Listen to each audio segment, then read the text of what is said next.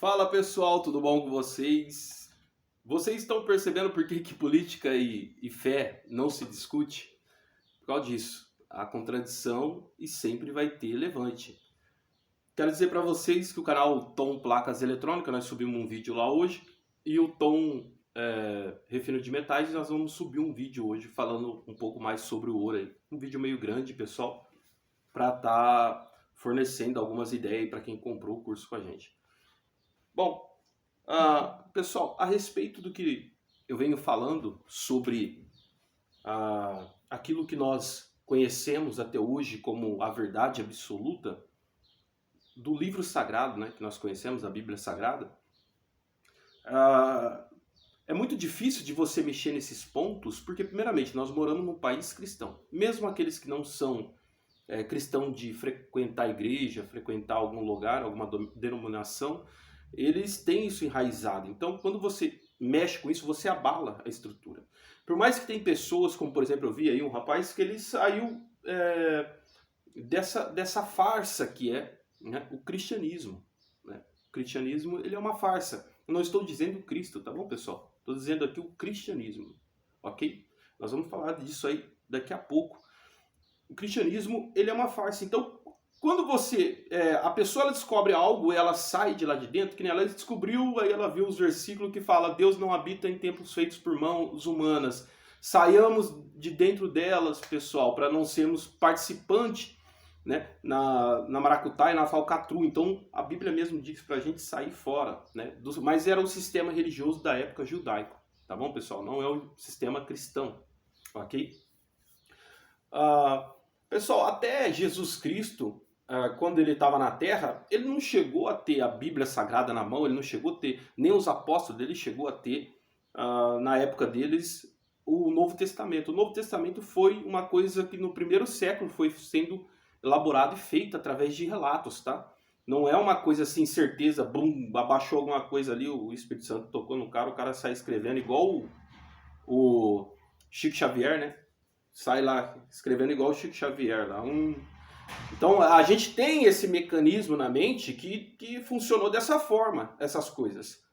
Mas essas coisas não foram feitas dessa forma, foi através de relatos, pessoal. Nenhum apóstolo, eu acho que se você pegar ali, né, das pessoas da Bíblia Sagrada, se tiver muito, 3, 4 pessoas que estão fazendo parte daquele livro ali, estão sendo falado, que fizeram parte da inscrição dele, né? O resto foi mais relato, pessoas que foram pegando, foram colocando. Né? Por exemplo, Pedro não escreveu nada. Judas, tem um livro de Judas também, não escreveu nada. Né? Se você for pegando aí, vários deles não escreveram nada. Até o apóstolo Paulo, eu desacredito que o apóstolo Paulo tenha escrevido alguma coisa. E você está numa missão, pessoal, você está num projeto, vamos supor. Você não vai ficar parando para escrever, não, vou escrever isso aqui porque lá para frente lá o povo vai conhecer a nossa história, né? Ou o Espírito Santo me mandou escrever. Isso aí é coisa que as pessoas vão depois relatando, vão falando do acontecimento e vai informando. É a mesma coisa do que uma pauta de jornal, né? Você pega um dado daqui, pega um dado dali. O jornalista ele estava lá para ver? Não, mas ele vai pegando dados e vai colocando. Por mais que ele faça um bom trabalho, o mecanismo mesmo, como tudo aconteceu, ele nunca vai saber. Ele pegou relatos da polícia, relato de um vizinho, relato de outro, né? Pode chegar até ele distorcido isso aí. É a mesma coisa que aconteceu com a Bíblia Sagrada. A história, pessoal, primeiramente, quando a gente fala assim que a Bíblia, como ela mesmo diz, que ela é divinamente inspirada por Deus, né? Se for realmente isso, primeiramente, tem a Epopeia de Gilgamesh, que é mais antiga do que a Bíblia, né? 1800 anos atrás, antes da Bíblia ser escrita, já tinha a Epopeia de Gilgamesh, que falava quase as mesmas coisas, parecida com o que a Bíblia depois relatou mais tarde. Tem outros escritos, tem outros seres, né? Como por exemplo ali o povo da... Oh meu Deus, como que chama ali mesmo? Onde era a antiga Babilônia. Eles escreveram sobre também a formação da criação e tudo mais. E depois, mais tarde, a Bíblia veio e deu um retoque nessa história, né? Então aí a Bíblia, bem dizer, o livro que continuou tendo essa força foi o livro dos judeus, né? Que são aí o Pentateuco, como a gente conhece. Depois, mais tarde, depois de 100 anos depois de Cristo, aí vem os códex, né? O Códex Sinaiticus, Vaticano, o Códex Alexandrino, que são os únicos três, pessoal. Não existe papiro, não existe nada verdadeiro, original da Bíblia Sagrada, tá? O Códex Sinaiticus, o Códex Vaticano e o Códex Alexandrino, eles foram escritos no período, no século II e no século III depois de Cristo, tá? Então não existe assim, não tem nenhum, tipo assim, que peguei, essa aqui é a letra do fulano que escreveu o livro de Mateus, tá? Nós temos aqui o papiro aqui de Mateus, o verdadeiro, original. Não existe isso, ok? É cópia das cópias. Nem se sabe como se formou essas cópias. Mais tarde vem Constantino, junto ali, eles fazendo, junto com os padres da época, formando a escritura sagrada, o canon. Então aí eles vão colocando uns livros e tirando outros, né? 300 e pouco ali, vem Constantino tirando uns livros, colocando outros. Não, isso aqui vai atrapalhar o império, isso aqui não pode entrar, tem que mudar essa palavra. Então eles foram trocando, muita coisa foi mudada de lá para cá. E até hoje se faz mudanças, né? Se você pegar aí a linguagem da Bíblia de 10 anos atrás, ela já é diferente da de hoje. Então você nunca vai ter o entendimento verdadeiro do que estava sendo falado, ok? Quando eu expus aqui a realidade, ela é difícil, porque quando eu comecei a aprender essas coisas também, pessoal, logo no começo, quando eu entrei na igreja, eu senti que tinha algo estranho. E comecei a procurar o porquê disso, né? Então tem gente que ficava falando para mim dentro da igreja, você está procurando o quê, Tom? Está procurando chifre na cabeça de cavalo, né? Toca fé, você tem um problema espiritual aí que você viu, sempre falaram que era um problema que eu tinha espiritual. Você precisa de se libertar disso ao invés de você ficar procurando chifre na cabeça de cavalo. E só que eu continuei ali tentando entender aquilo ali, porque não batia, sabe? Eu li algumas coisas na Bíblia, não batia, o pastor falava algumas coisas, não batia. Não, sabe quando você não sente que não é? Aí comecei então a fuçar. E foi onde eu fui achando algumas coisas que foram me mostrando que não é bem mesmo o que a gente conhece, né? Então assim, no vídeo passado, eu nada mais fiz do que expor aquilo que a própria Bíblia diz. Eu não cheguei ali e coloquei algo para vocês. Nada mais do que eu li versículos da Bíblia. Eu peguei versículos da Bíblia e li para vocês, né? Aí teve gente aí que ficou puto da vida. Gente que saiu do sistema porque descobriu algumas verdades, mas ainda ele está ainda enraizado em coisas que não são existentes, não são verdadeiras, né? Como, por exemplo, a forma da criação, aquele Deus que mata, que rouba, que manda estuprar, aquele Deus que faz o inferno na vida dos outros, depois chama os outros de pecador. Aquele Deus do Antigo Testamento. Pintou e bordou com a população, né? Falando que é criador, e depois ainda tem a cara de pau ainda de chegar ainda e falar que a gente somos pecadores ainda, né? Então, quando a gente começa a entender um pouco mais sobre o assunto, a gente começa, que nem, por exemplo, eu tenho certeza que eu trouxe já uma dúvida sobre alguns aí. Então, essa dúvida vai fazer com que vocês comecem a fuçar para poder entender melhor sobre o assunto. E de pouco em pouco, vocês vão pegar um relato, às vezes, que vocês vão... Não, Tom tá errado mesmo. Mas mais para frente, vocês vão ver alguém falando alguma coisa que vai voltar de novo no que eu falei. É assim que funciona a mente humana. E de pouco em pouco, então, vocês vão ficando com essa perturbação e até que vocês vão tirar... de tanto vocês fuçar, vocês vão chegar num relato ali que você vai falar, não, isso é verdade, isso é mentira. Então vocês vão começar a tirar a sua própria ideia sobre o assunto, né? Então você pega ali, então, que nem aquelas barbaridades do Antigo Testamento, e aquilo ali foi tudo jogado em nome de Deus, né? Olha o Deus aqui, pá. E foi apresentada para nós. E o que mais me engasgava é quando começava a pregar uma coisa horrível, passando como coisa boa, né? E eu ficava olhando para a cara do povo dentro da igreja, que nem, por exemplo, a história de Jó. A história de Jó, ou senão a história de Caim, né?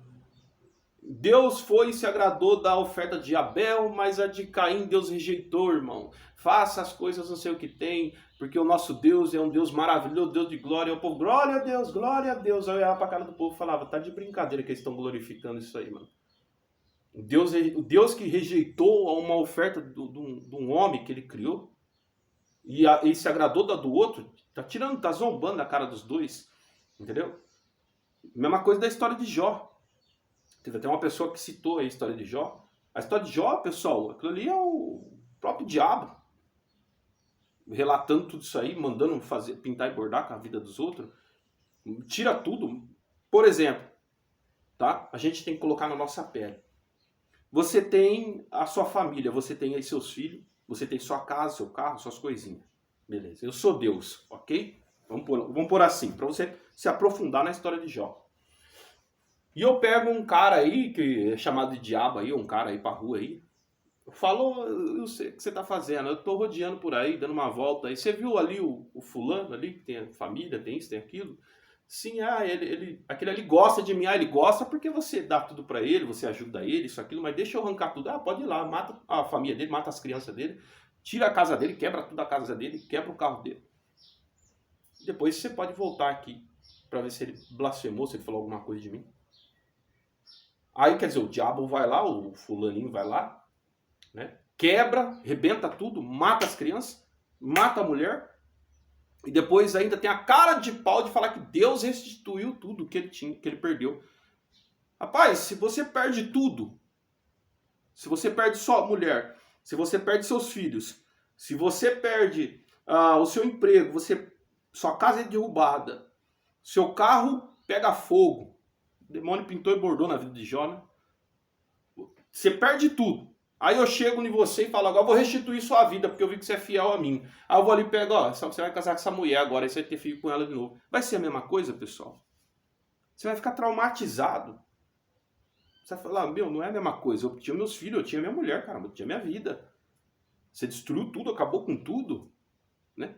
Desconfio muito desse negócio de Jó falar, Deus me deu, Deus tirou, pro mundo eu vim nu e pra terra da terra eu vim nu e assim eu voltarei, sei lá como que é lá, que ele fala no Antigo Testamento. A Bíblia, pessoal, eu parei de estudar ela faz uns 4, 5 anos atrás, mais ou menos. Eu não tenho todos os versículos, nem pego mais ela direito na mão. Quer dizer, nem pego ela na mão mais, né? Então, assim, é umas histórias macabras e as pessoas aceitam isso com uma facilidade do caramba. Aí fala assim, Deus restituiu e Deus pôs isso de novo e ele dobrou o tanto de filho, dobrou o tanto de mulher, dobrou o tanto de gado, dobrou o tanto de casa que ele tinha. Aí o povo, glória a Deus, e na igreja eu pego e fico olhando e falo, tá de brincadeira que o povo tá dando glória pra isso, mano. Deus permitiu matar todo mundo. Meu, não é a mesma coisa. Eu vou chegar com um fio novo aqui pra você, aqui, com uma mulher nova aqui, vou te dar, eu vou falar, ó, isso aqui agora é pelo troco dos seus filhos que eu mandei matar, da sua mulher, tá? Essa daqui é a nova casa que eu vou te dar. Você vai aceitar? É loucura, não é? É uma doença isso aí. As pessoas não percebem que elas estão doentes. Que a religião fez uma lavagem tão grande e deixou elas doentes. Isso é loucura, pessoal. Esse Deus aí, primeiro de tudo, o nome dele é Jeová, né? Jeová era uma entidade, uma coisa que as pessoas nem sabem. Jeová era uma entidade, não é o nome de Deus, do Deus Altíssimo, que nem agora tem El Elyon, El Shaddai, tem agora Yahvé, Ial, e não sei o que tem, e depois Jeová, depois Jeová Jireh, depois não sei o que tem. Esse Deus tem um monte de nome, na verdade são vários deuses, pessoal, isso aí. É Deus cananeu, é Deus não sei de onde, só que os judeus, cada um deles chamava de um jeito, e ficou isso na história. Pegou como se fosse o nome de um Deus só, mas são vários deuses isso aí. Deus Jeová é uma entidade, Jeová. Então teve algumas coisas que se as pessoas pararem para notar, se as pessoas pararem de observar, parar de ser bitolado, parar de ser paga-pau para um Deus desse, né? Chegar a hora de você se posicionar, falar verdadeiramente, eu vou ver o que é isso aí mesmo, aí que não tá muito certo essas histórias, você vai chegar num acordo comigo. Que a história da Bíblia é uma tragédia. O mundo espiritual é uma tragédia, relatado pela Bíblia. Eu não digo sobre Jesus Cristo, porque as palavras de Jesus foram diferenciadas.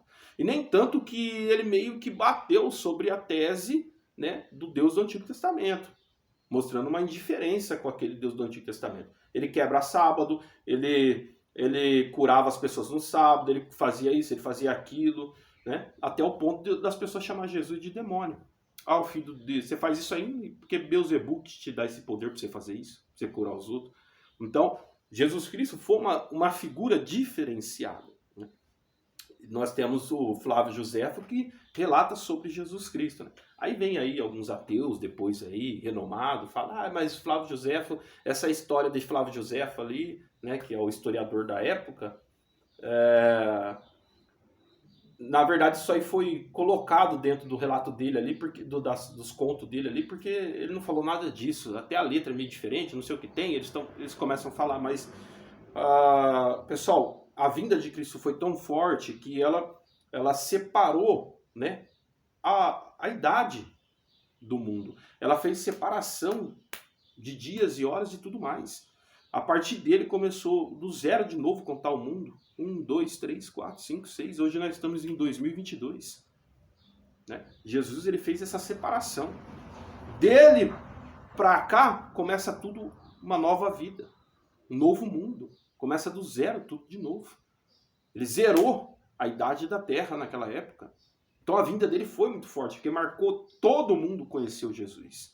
A própria Bíblia diz, tem uma coisa que eu quero uma hora chegar e falar para as pessoas, a própria Bíblia diz que na época dos discípulos, né, depois da morte de Jesus, o evangelho já tinha se espalhado por toda a terra, da porca ao chuí.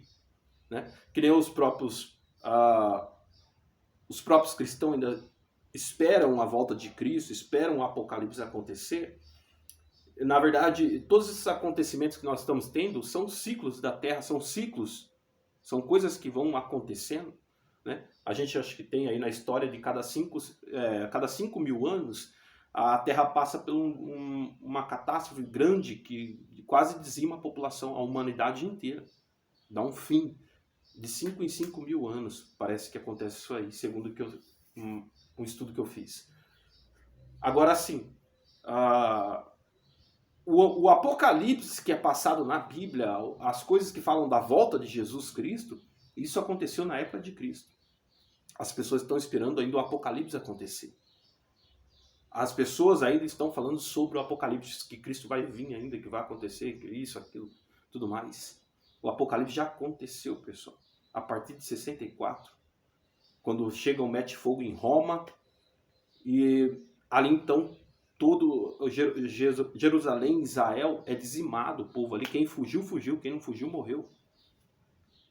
Então, se você for entender, é uma história que eu tenho que pegar uma hora para passar para vocês corretamente, mas, por exemplo, Malaquias 4 diz assim que, Malaquias 4 diz que, acho que 4:4, né? Eu acho que é os últimos versículos aí, fala de Malaquias 4, fala assim que antes do grande e terrível dia do Senhor, Elias teria que vir. Antes do grande e terrível dia do Senhor, Elias teria que vir. Então, depois de Malaquias, acho que se passa 300 anos, 200 anos aí, sem nenhum profeta, sem ninguém vir à terra para falar sobre as coisas de Deus. Pela Bíblia. E o que acontece, pessoal? Quando Jesus chega na terra, então começa esse auê de novo das coisas de Deus. Né?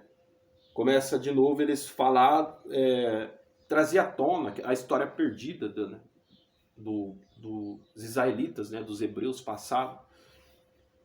E tem uma hora que está andando Pedro, os discípulos de Jesus, estão andando com ele ali. Né? Acho que está em Mateus isso aí, se eu não estou enganado, acho que está em Mateus 17. Então, Jesus está andando ali com os discípulos e acho que Pedro e algum discípulo ali olha para trás e fala, e esse aí, Senhor, que está vindo atrás da gente? Né? Tem essa história, deixa eu ver aqui que eu estou tentando lembrar o versículo e o capítulo. Bom, não vou conseguir lembrar agora, mas tá, eu acho que Mateus 17, alguma coisa assim. Então ele pega os discípulos pega e fala assim, antes do grande e terrível dia do Senhor, as escrituras não diz que Elias teria que vir? Aí Jesus vira para eles e diz, Elias já veio, mas vocês não perceberam. Presta atenção. Elias já veio, mas vocês não perceberam. Aí a Bíblia diz que os discípulos pararam e falaram: ah, então os discípulos perceberam que Jesus falava de João Batista. João Batista veio no espírito de Elias. João Batista ele veio no espírito de Elias. E ele, então, veio trazendo o grande e terrível dia do Senhor. Quem poderá fugir da ira vindoura, raça de víboras, e aquelas palavras que João Batista falava, que ele veio no espírito de Elias. Veio para atacar o povo mesmo com palavras fortes. E quando eles tomam conhecimento daquilo, eles sabem que está próximo o grande e terrível dia do Senhor. Né?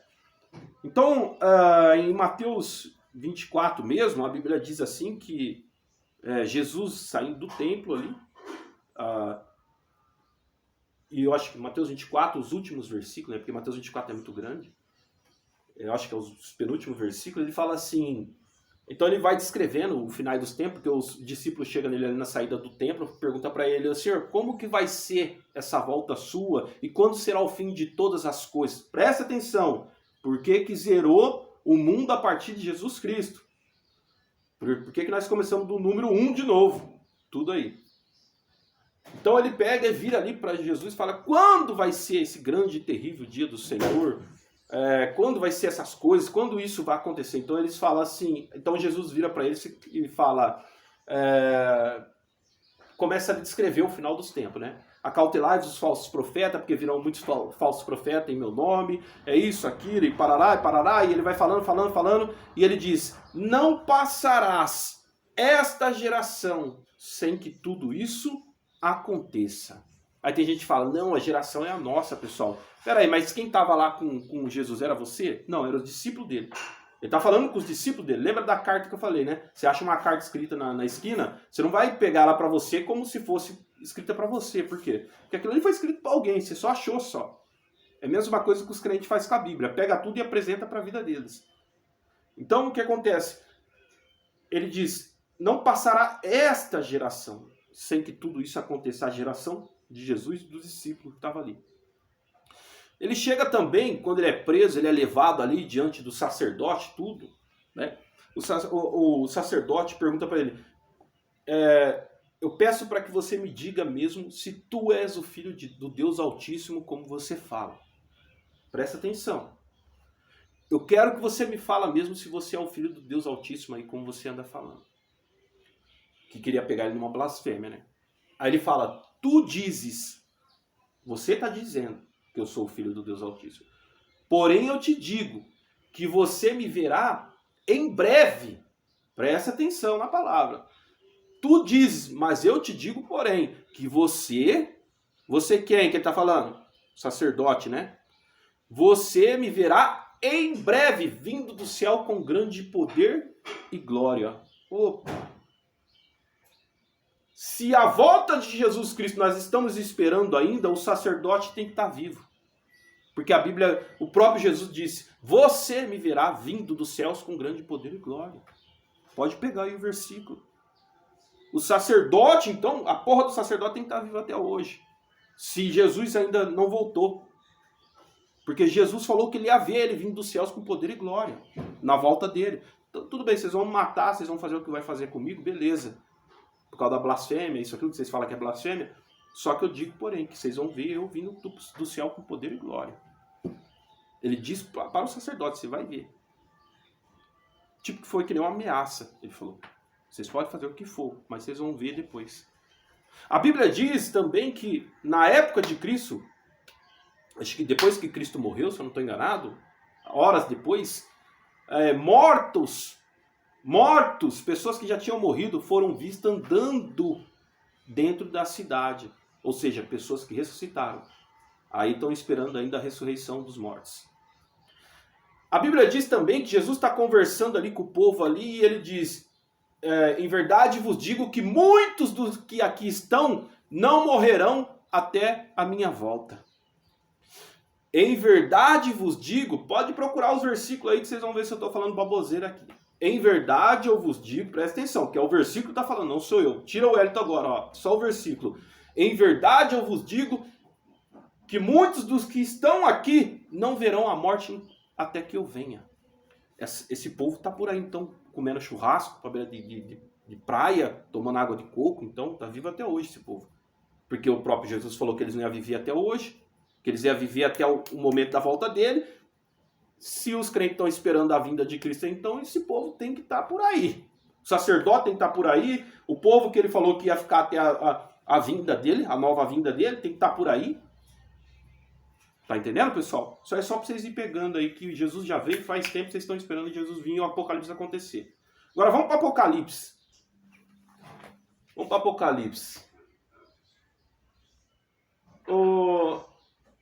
Era bom que eu tivesse aqui, porque Apocalipse eu não lembro quase nada. Mas Apocalipse começa assim. Ô Matheus, esse celular da Lorena pega o Google? Pega o Google? É. Deixa eu ver se ela não tirou a bateria. Pera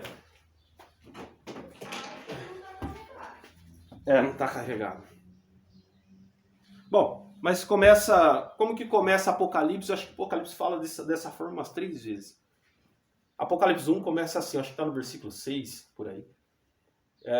Escreve estas cartas e envia às 7 igrejas da Ásia.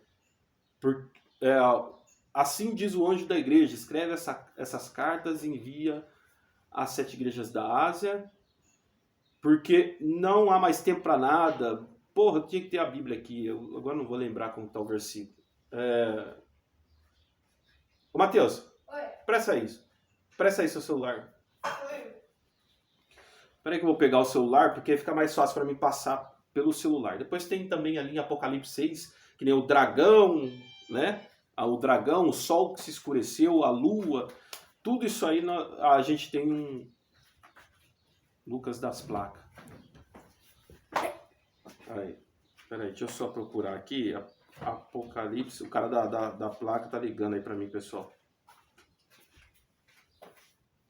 Apocalipse 1.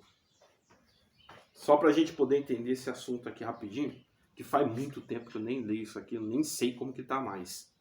Então, para mim não falar besteira aqui, é porque tudo com crente precisa, tudo com cristão, o cristianismo precisa, é pegar uma palavra errada.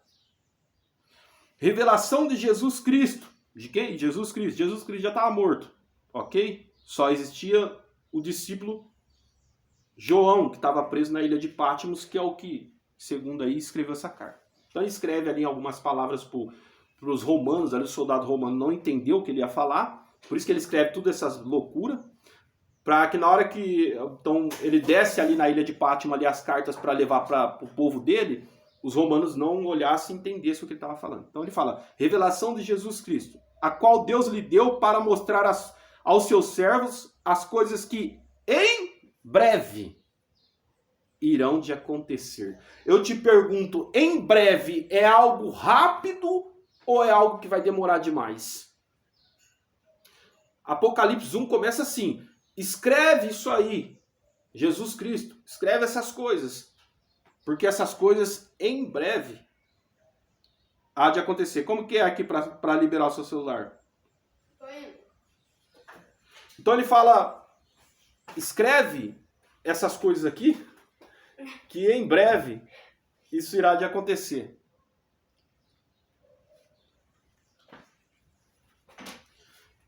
E pelo seu anjo o enviou e notificou João, seu servo, o qual testificou das palavras de Deus e o testemunho de Jesus Cristo, e tudo o que tem visto. Bem-aventurado aquele que lê, presta atenção aqui, hein? Versículo 3. Bem-aventurado aquele que lê e os que ouvem as palavras desta profecia e guardam as coisas que nela estão escritas, porque o tempo está próximo. Opa! Por que estão esperando o Apocalipse até hoje? Será que eu sou o único que não sou burro assim, pessoal, para poder entender isso aqui? Vários teólogos da Baixa da Égua pega a Bíblia e não conseguem entender isso aqui. Eles sabem a verdade, viu, pessoal? Só que eles têm que escrever conforme a igreja precisa, não o que ele entende. Tá? Então o versículo 3 já diz logo de cara: bem-aventurado aquele que lê e os que ouvem as palavras dessa profecia e guardam as coisas que nela estão escritas, porque o tempo está próximo. O tempo já na época de João estava avisando, ó, vocês aí das 7 igrejas da Ásia, fica ligeirinho que tá chegando o grande dia terrível do Senhor e o bicho vai pegar, tá? Fique esperto, porque o Senhor tá para vir. E ele manda dizer isso para Filadélfia, isso. Conserta antes que ele venha, porque ele está vindo. Já não há tempo para mais nada. Em breve essas coisas vão de acontecer. Então aí vão meter fogo em Roma. Roma vem e debuia todo mundo ali. Mata todo mundo. E aqueles que não fugiu, né? Ai daquele dia, Mateus 24. Ai daquele dia das mulheres grávidas, isso, aquilo, né? Aí vem Apocalipse 6, eu não vou pegar de novo para ler, que eu tenho que mandar ele tirar. Apocalipse 6 diz o que, pessoal? Diz assim, e o grande dragão perseguiu a mulher no deserto. Quem que é o grande dragão? Que Apocalipse fala, é o diabo. Diabo? Aí os crentes falam, né? O grande dragão perseguiu a mulher. Na verdade, o grande dragão era Herodes atrás de Maria, né? Para que quando desse o seu filho, o tragasse o filho. O grande dragão perseguiu a mulher no deserto para que quando desse o seu filho, tragasse. Quem que era esse filho que ele queria tragar? Jesus Cristo. Maria fugiu para o deserto, saiu da cidade dela, foi se esconder para outro lugar, e o Herodes falou, sai na caça, que eu quero saber quem que é esse rei. E 1/3 das estrelas do céu foi derrubada pelo dragão, pela cauda do dragão. O que é a cauda do dragão? Seu poder. Herodes. O que é o poder de Herodes na época? Né? A força militar que eles tinham. Seus soldados. O que os soldados de Herodes fez? Matou 1/3 das crianças que existia naquela época. Naquela região. Tudo. O que ele diz? Herodes, vai então, vocês não sabem para onde ela fugiu? Vai então, mata todas as crianças que recém-nascidas, porque uma dessas crianças tem que ser ele. Porque não conseguiram reconhecer, não sabia quem que era a Maria que tinha fugido. Estava para dar a luz ao tal do rei, né, dos judeus. Então, ele fala, vai e mata toda a criança que vocês vêem. Então, 1/3 das crianças, os soldados romanos vai e mata tudo. Então ele arrastou 1/3. E o sol se escurecerá, e a lua não dará mais a tua luz, acho que é isso, né? A lua se transformará em sangue, ele fala. O sol, a Bíblia diz que, acho que está em Provérbios, a Bíblia diz assim que o Senhor Deus é o sol da justiça. Se o sol não vai dar mais a tua luz, então a justiça de Deus, né? O sol se escurecerá, a justiça de Deus estaria tenebrosa. E a lua se transformaria como sangue, a Bíblia diz, Apocalipse. Aí tem gente que está achando que a lua vai se tornar em sangue. Aí até contam, né, o ciclo. Eles até contam o ciclo aí da lua. Para ver a hora que vai vir a lua aí de sangue. Aí o que acontece? A lua se transformará em sangue. Quem que é a lua representada pela Bíblia Sagrada? Israel, o povo judeu, povo hebreu. Então, a lua se transformaria em sangue. A Israel se tornou uma terra arrasada. Os romanos matou todo mundo, né? Deixou de existir, nem tanto que tem judeus para tudo quanto é canto aí desse mundo. Se é que eles estão na terra ainda, que eu estou achando, também duvido um pouco. Eu acho que é tudo falso judeu, esse povo, não sei. Mas a Bíblia diz que ali mataram todo mundo. Até o próprio Flávio Josefo, que foi o historiador da época, ele relata sobre a destruição de Jerusalém do povo israelita. Ah, mas então, o que você me fala então, irmão, do homem lá que ia se assentar no trono de Deus, se passando como Deus, e ninguém poderia comprar ou vender se não tivesse o chip? O chip. E o homem lá que você teria que ter o chip na mão? Mas a Bíblia não fala nada de chip. A Bíblia fala que ele teria que ter uma marca na fronte, né? Ou na mão. Aí estão achando que é o chip, né? O povo de hoje, porque eles estão esperando o Apocalipse ainda. Mas naquela época, quem que foi então que se assentou no trono de Deus? Tem que ter então alguém que se assentou no trono de Deus e ninguém poderia comprar ou vender se não tivesse a moedinha dele, não é verdade? Quem que se assentou no trono de Deus nessa época que Israel se tornou numa terra arrasada? Se eu não estou enganado, que eu fico entre dois agora, que faz muito tempo que eu li sobre isso, acho que foi Vespasiano ou Tito, mas eu acredito que foi Vespasiano. Se assentou no trono de Deus no templo sagrado antes dele ser destruído. Por isso que Jesus fala, aqui não ficará pedra sobre pedra. Tá? Jesus já tinha falado no final dos tempos, em Mateus 24. Então ele se assenta no trono sagrado de Deus, se passando como Deus, e ele fala, agora nenhum de vocês aí que sobrou aí dos judeus aí pode comprar ou vender alguma coisa se não tiver essa moeda. Aí tem uma moeda lá dessa época, né, do Vespasiano aí, ou do Tito, que tem a face dele de um lado, e você vira ela ao contrário, está escrito Judéia capturada, e uma Judéia assim, meio triste, desenhada na moeda. Ninguém poderia comprar ou vender se não tivesse a moeda da vergonha, da capturação do povo de Israel, da destruição deles. Ninguém poderia comprar ou vender se não tivesse aquela marca. É um sinal de rendição. Vocês se renderam, vocês perderam. Seu Deus não é bosta nenhuma. É bem isso que Vespasiano quis fazer. Se assentou lá no trono de Deus e falou, eu sou o Deus de vocês. Tá? Vocês têm que comprar e vender agora com a moeda aqui de vocês aqui, ó. Ok? Moeda aqui difamando de vocês, do Deus de vocês. Não é o seu Deus aí que cuida de tudo, que é o bravão? Então, Vespasiano fez essa moeda, ninguém na época poderia comprar ou vender se não tivesse essa moeda da Judéia capturada, e ele se assenta no trono se passando como Deus. Vai aprendendo aí, é muita coisa para falar num vídeo só.